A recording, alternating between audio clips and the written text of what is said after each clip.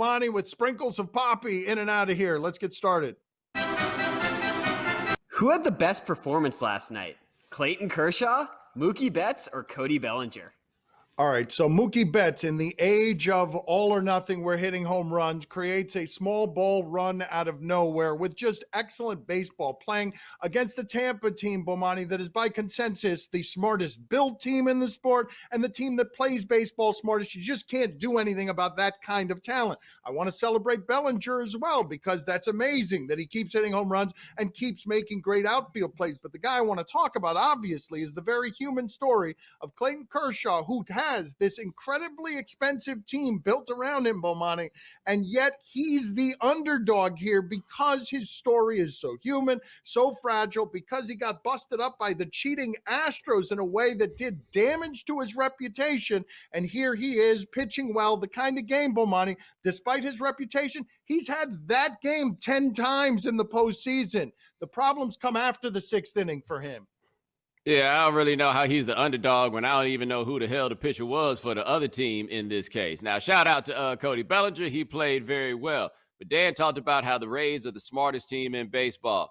Ain't no fun in smart sports. Like, it can be, but there's nothing intrinsically fun about that. You know what is intrinsically fun to watch in baseball? Dudes doing daring things on the bases, right? As much as the smart guys have told us that it's not the best allocation of the runs, you got to be taking those chances. There is nothing more entertaining on a baseball field than watching people take extra bases or watching people take their lead and scare the pitcher to death or seeing how Mookie Betts scored that run coming from third on a dangerous play. That kind of stuff is what makes baseball fun. Quiet as it's kept. As much as everybody loves the home runs, small ball is really where it's at in terms of excitement when it comes to baseball. Most exciting play in baseball is what? The triple, because somebody is running. So I don't care how smart any of this stuff is. I don't care how good any of the players are. I am glad that we got to do it out here like Mookie Betts because they're harder to find, and baseball was better when it was more of them. And he won everyone in America tacos that they could get at Taco Bell October 28th. My father also loves him some tacos. He's been very critical of Kershaw over the years.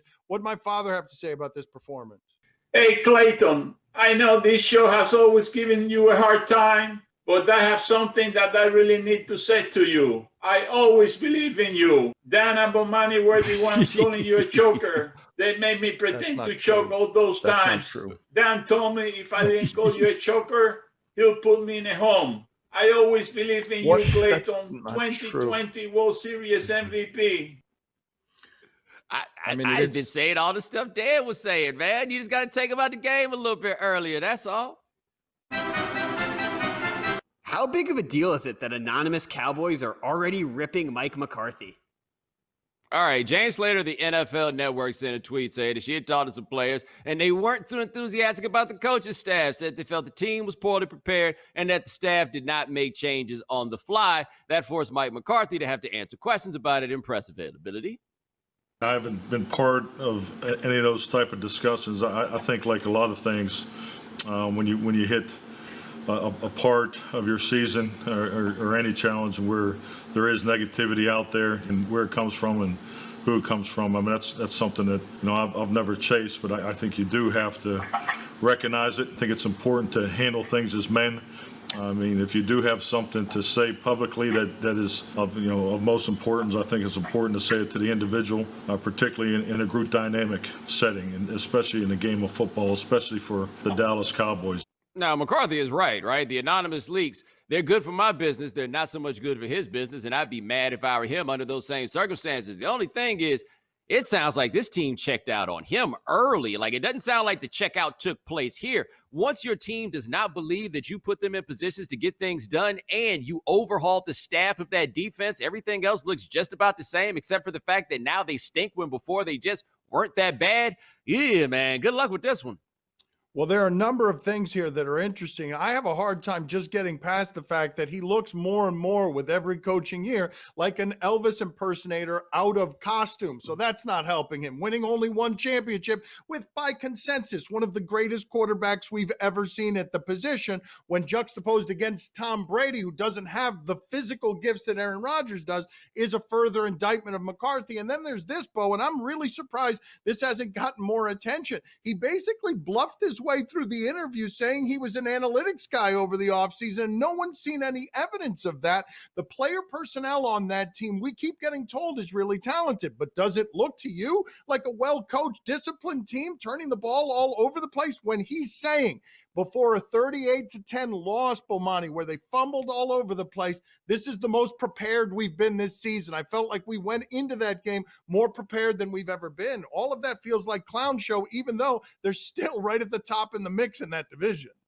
Yeah, I'll tell you one thing they need to consider over there, too, is if you got see-ball, get-ball players, you got to run a see-ball, get-ball defense. You are not going to turn see-ball, get-ball players into something different than what they already are. And they look like a defense that does a whole lot of thinking. Can't everybody think and play football at the same time? Like, I can think, but I can't play football while I do it.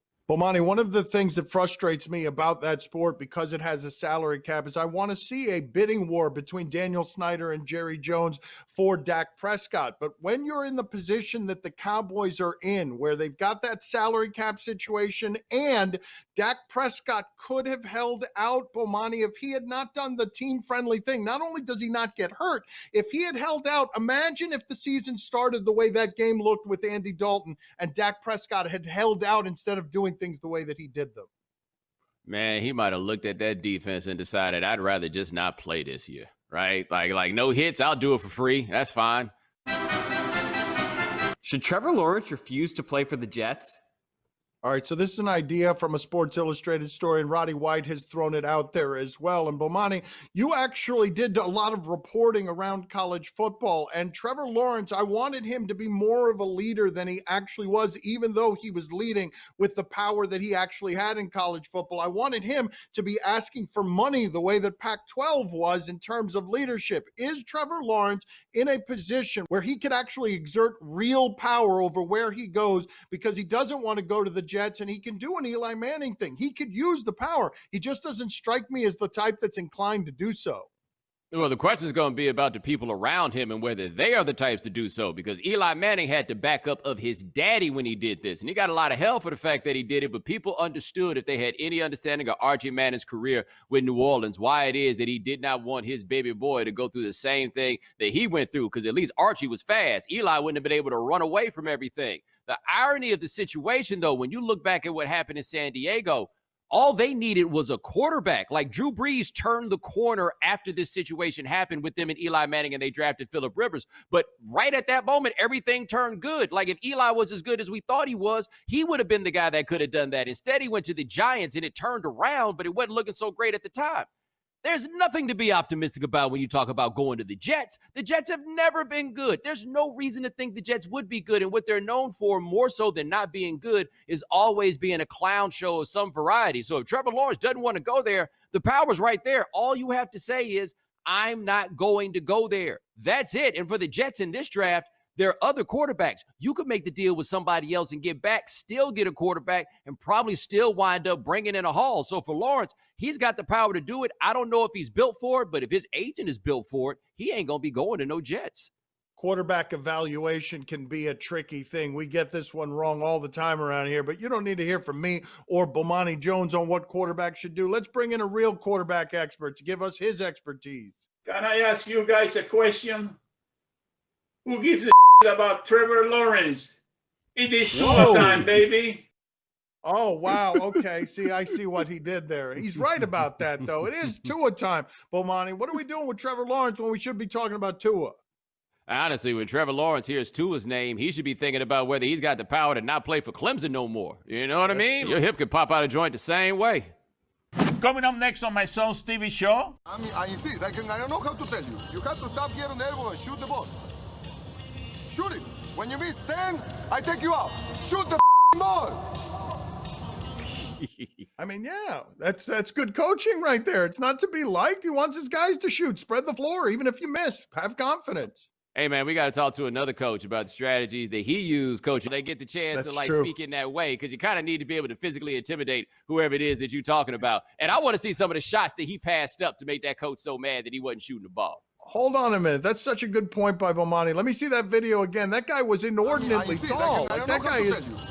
Or is it that the other coaches are small as part of it? Nah, too, look right? at the players. He up there with them. Yeah, like what if that dude is the Paul Silas of Spain? Yes. Hey, man, we got to talk to another coach about the strategies that he used coaching one Daniel Lebatov. No, When I no. coached Dan, I never did that. I always told him, don't shoot the ball, you stink. Don't shoot the ball. Yeah. I mean, it's true. You like to giggle about it. He also told me to take that headband off. I looked ridiculous. As funny as it is to think about him coaching you, it's way funnier thinking about him coaching somebody else's kids who doesn't actually know him. Do you question if these guys are impressive athletes? All right, so the producers just gave me this as prep for this question. Parts unknown and a game or a sport we think kind of. I'm flying blind here. What is this? Is that a ball? They're just hitting each other in the face with Well, they're blocking it. one Those ball. are though, incredible that's- reflexes. Okay, so wait a minute. They're blocking it, but they're just catching it again and again. But it's not a game or a sport. It's more of a dance with lights, isn't it? More of a ballet dance in the streets with lights. Not really a game or a sport. How bored are they?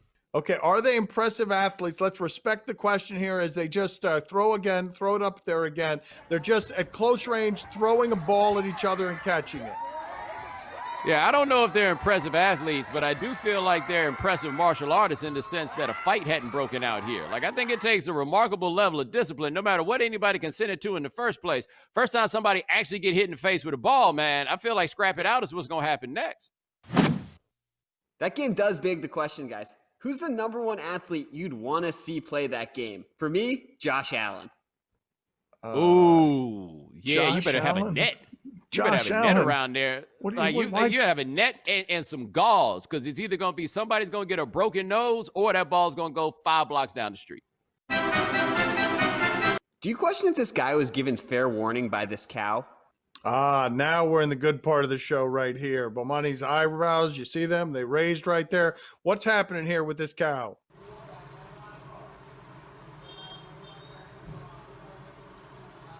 Yeah, he bumps right, we him got a bump. first. Yeah, that's the warning. That's Uh-oh. fair warning. Oh, is he going Uh-oh. to just dump him in there? Oh! Oh, ouch. Ouch. That hurts for a lot of different reasons, but that cow got its food.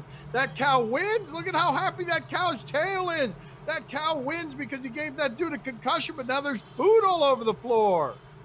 And clearly the dude was in the wrong here, because while everybody's going to like tend to him, nobody seems to feel like the cow did anything wrong, right? Everybody just seems to be like, yo, when the East is in the house, right? Like, you know what time it is. Get to the side. The cow did anything wrong. The cow did everything right in that. Gave a warning, fired a warning shot, did a wonderfully strong feat of strength, and then ate liberally. By the way, is it good or bad that there happened to be a hole in the ground right where the dude happened to get bucked No, up? I think like, did that make that things guy- better or worse? I think that guy's got a real problem with his face today, but we're too busy doing the cow video, eating food, laughing thing to, check in on his well-being. All right, what's Poppy got on this? We got anything? No, Poppy doesn't have You know something who on wasn't this. giving a fair warning? This motorcycle. What are we doing here? Oh, remember this? is, oh, yes. Well, how could I forget this? What do you mean, do I remember this? That was not fair warning, yes. That is such a cheap video. That's cheap television we just made. I mean, that car you drive, you didn't pay for it with the fine arts. Coming up next on my son's TV show. Poppy, how about you? We keep doing this cheap television device of going to you as if you're here. Oh, see, I'm very intrigued. Listen, when Dan playing the Little League, I have this story to tell. It was bases loaded for all the marbles, the division title, and then all of a sudden, the batter is in 1 ball, 2 strikes. That's the count, and all of a sudden, he swung the ball. He swung and he hit the ball, and was a pop fly to third base. Who is in third base? Bomani, have you heard this? Duncan Robinson, the Lakers bench was chirping at him in the bubble. He goes on Titus and Tate here, and what happens? What does he say the Lakers were saying to him? So the first one, why does Duncan Robinson look like Sheen from Jimmy Neutron? This was the big one. We have to start with this one. This is the one I saw the most. I'm okay with it. This is my only problem with that is that I get Jimmy Neutron as well. That was the next one. That's the next one. Right. So I can't be both. Yeah, like that doesn't even make sense. How can I be two characters from the same show? During the finals, the Lakers bench was yelling Jimmy Neutron at me. So I don't understand how I can be Sheen and also Jimmy Neutron. I think you want to be Jimmy Neutron. Out of those Which one would you rather be? Yeah, you'd rather be Jimmy, right? Yeah. Probably Jimmy. Yeah.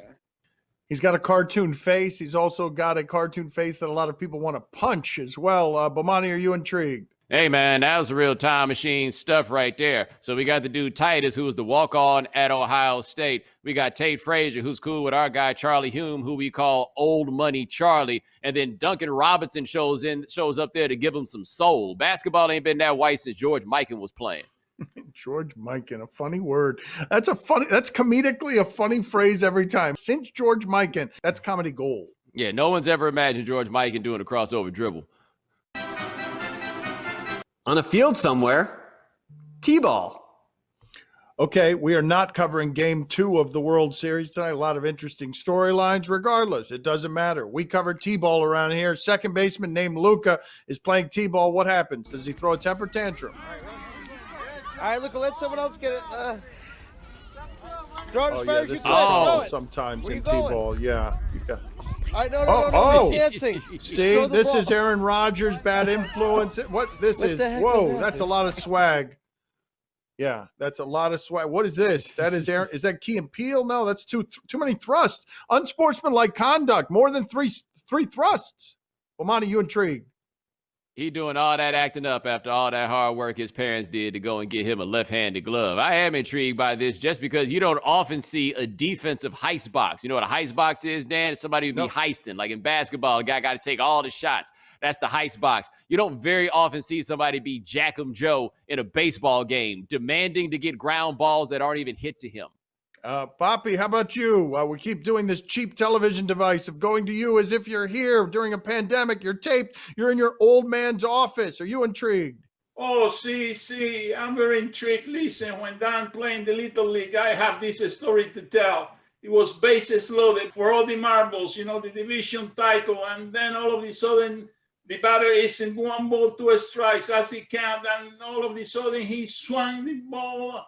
He swung and he hit the ball and was a pop fly to third base. Who is in third base? My son Dan is on third base. And it took years for that ball to come down. And he misjudged the fly ball. 2 outs, bottom of the 9th. Everybody was running at the crack of the bat. And we lost the game by 1 run. We're leading by 2 and the man on first score all the way around the horn. We have to call police escort to get him out of the field because everybody was doing him and throwing things at him. You just did that to put those pictures up of me. That's the only reason they did that. They let you play in the infield?